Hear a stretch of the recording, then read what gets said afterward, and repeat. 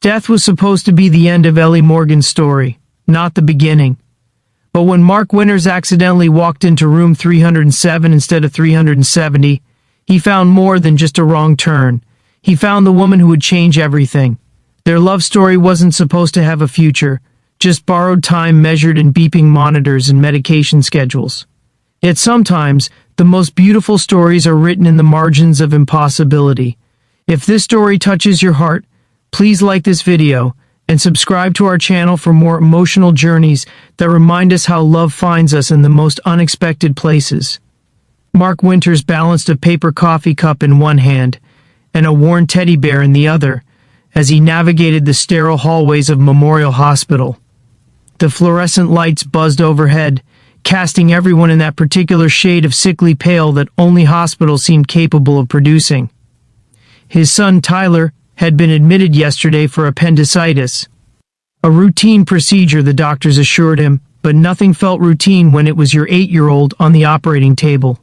Room 370, Mark muttered to himself, squinting at the numbers on the doors as he passed. His eyes burned from lack of sleep, having spent the night in an uncomfortable chair beside Tyler's bed. He'd only left to grab coffee from the cafeteria and retrieve Mr. Snuggles, Tyler's beloved teddy bear, from home. The hallway seemed to stretch endlessly. Mark's mind wandered to the mountain of work emails accumulating in his inbox, the calls from his concerned mother he'd need to return, and the school assignments he'd need to collect for Tyler. Being a single dad meant there was never enough of him to go around, a reality that had become painfully clear in the 3 years since Sarah's death. Lost in thought, Mark pushed open the door to room 307, not noticing the transposed digits. "Hey buddy, look who I—" The words died in his throat. Instead of his son's small form, a young woman lay in the hospital bed, her delicate frame seeming to disappear beneath the white sheets. Dark circles shadowed her eyes, and her chestnut hair was thin, but even in her clearly weakened state, there was something striking about her. She turned toward him, surprise flickering across her face before a small smile curved her lips. "Mr. Snuggles looks like he's seen better days," she said, her voice soft but tinged with amusement. Mark stood frozen, embarrassment washing over him. "I'm so sorry. Wrong room. My son is in 370, not 307. "That makes more sense," she replied. "I was wondering why a strange man was bringing me a teddy bear. Though I have to admit, it would have been a nice surprise." There was something in her eyes, a spark of humor despite her obvious illness, that made Mark pause instead of immediately backing out of the room. "I'm Mark," he said, surprising himself. "Ellie," she replied. "Ellie Morgan." "I should let you rest," Mark said, already stepping backward.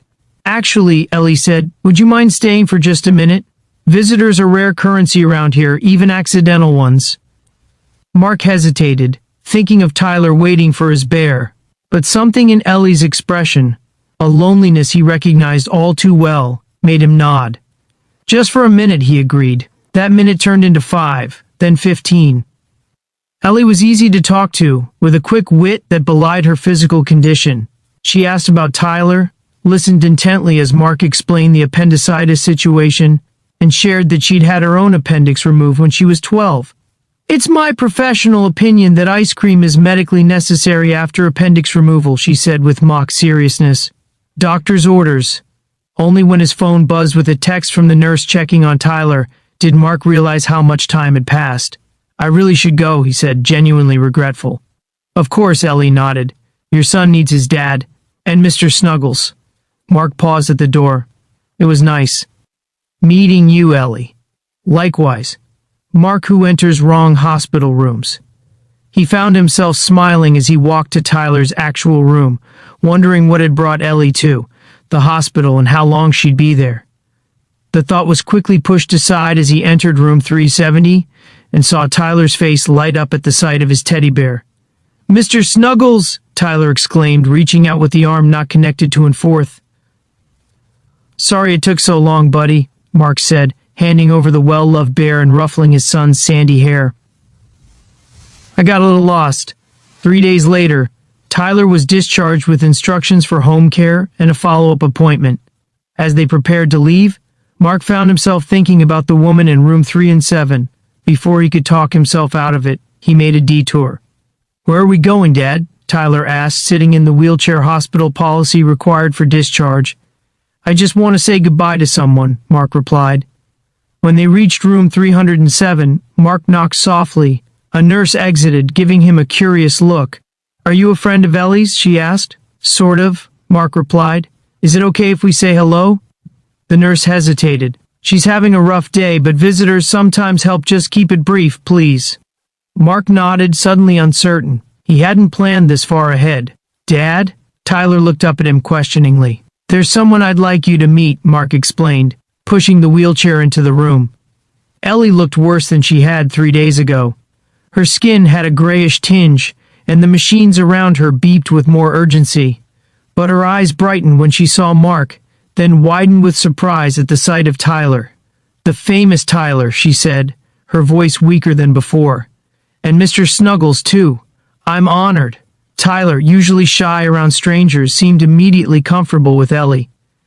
"Dad said you told him I should get ice cream after my operation." Ellie's laugh turned into a cough, which she quickly controlled. "Absolutely. It's very important medicine. We're heading home today," Mark explained. "I wanted to see how you were doing."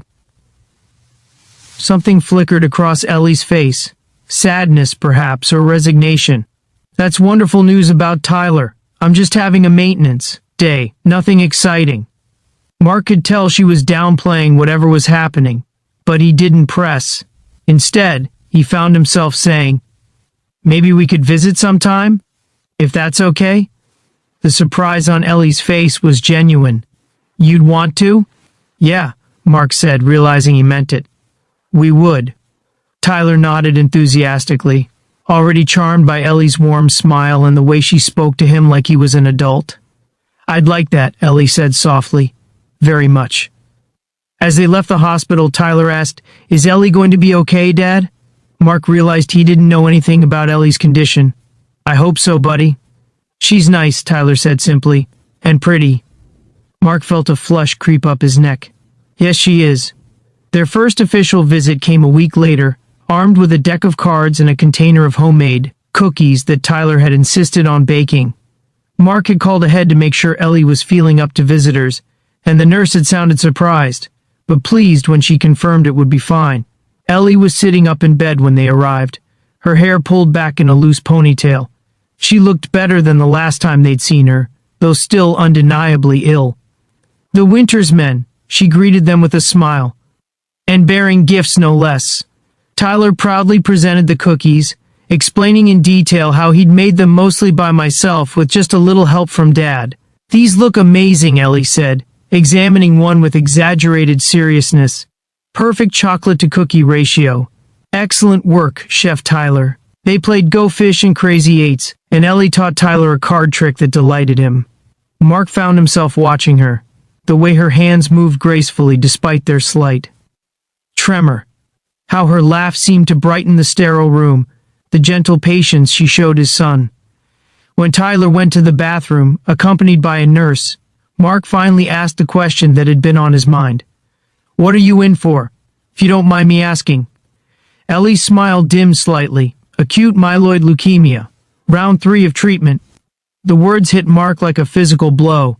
"I'm sorry." "Don't be," she said, her voice steady. "I've made peace with it. Most days, anyway." "Is it—" Mark couldn't finish the question. "Terminal?" Ellie supplied. "They don't like to use that word, but yes. Unless something changes dramatically with this treatment protocol." She looked at him directly. "I understand if you don't want to bring Tyler back. I know it's a lot." Mark shook his head. "Tyler adores you already. And honestly, so do I." The words slipped out before he could censor them, and he felt heat rise to his face. But Ellie didn't look uncomfortable. Instead, her eyes softened. "I adore you both too," she said quietly. "But Mark, I don't have much of a future to offer. You should know that up front." "Let's just take it one day at a time," Mark suggested. "No pressure, no expectations." Ellie nodded, and when Tyler returned, they resumed their card game as if the conversation hadn't happened. But something had shifted between them, an acknowledgement of feelings neither had expected to develop. The visits became regular, twice a week at first, then almost daily. Mark would bring Tyler after school, and they'd do homework in Ellie's room.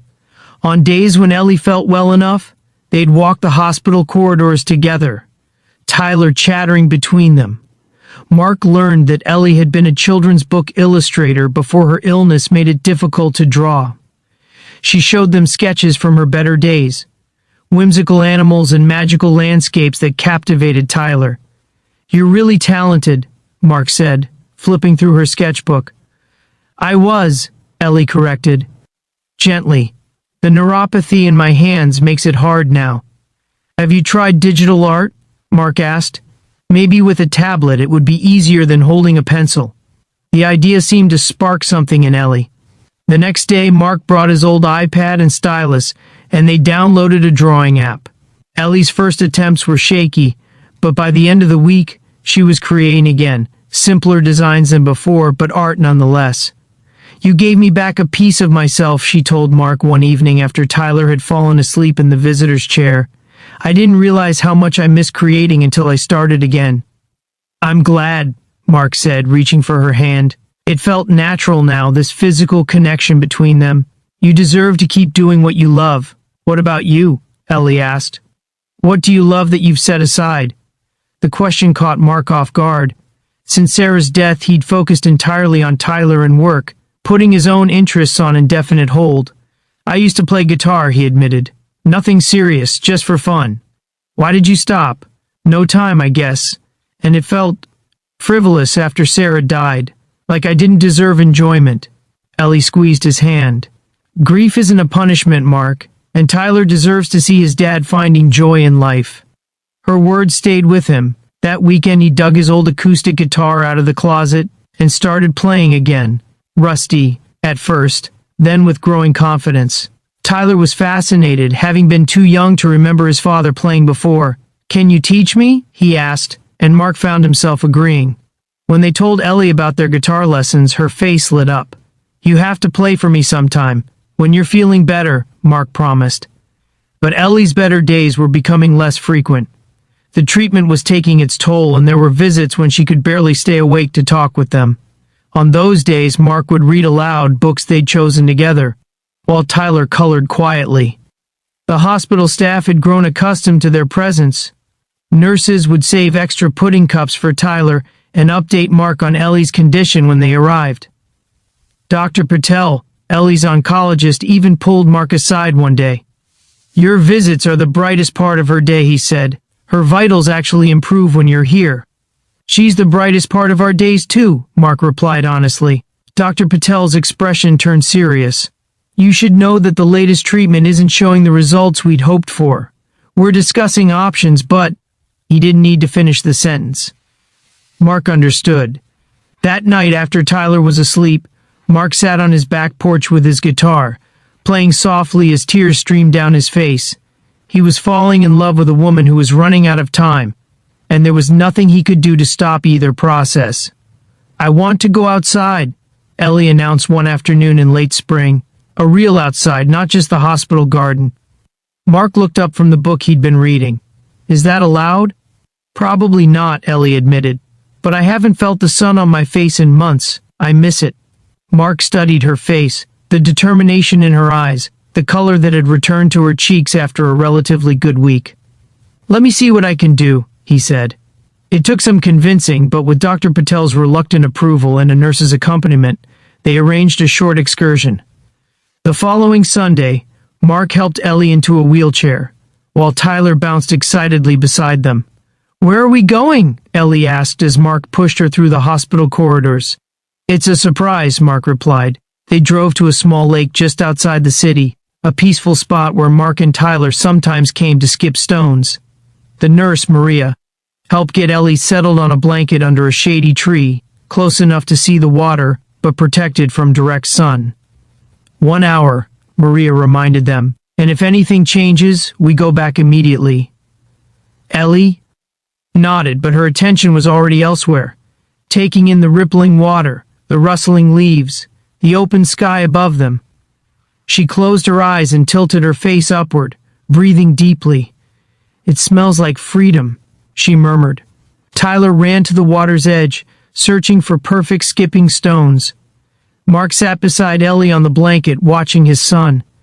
"Thank you for this," Ellie said, leaning against his shoulder. "It's perfect." "I brought something," Mark said, reaching behind the tree to retrieve his guitar case. "If you still want that concert." Ellie's eyes widened. "Absolutely." Mark positioned the guitar and began to play. A simple melody he'd been practicing. His voice was untrained, but sincere, as he sang a song about finding light in unexpected places.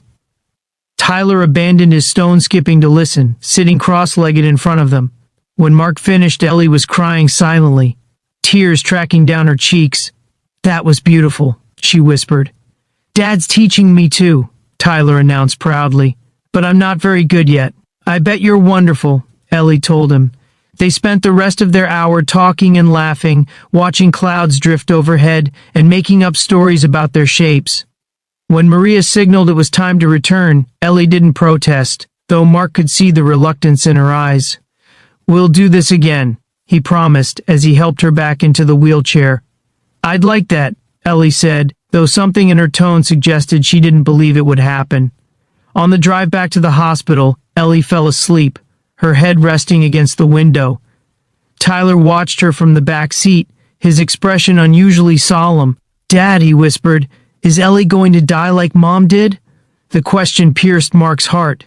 He tried to prepare Tyler for the possibility, explaining Ellie's illness in age-appropriate terms, but hearing him make the connection to Sarah was devastating.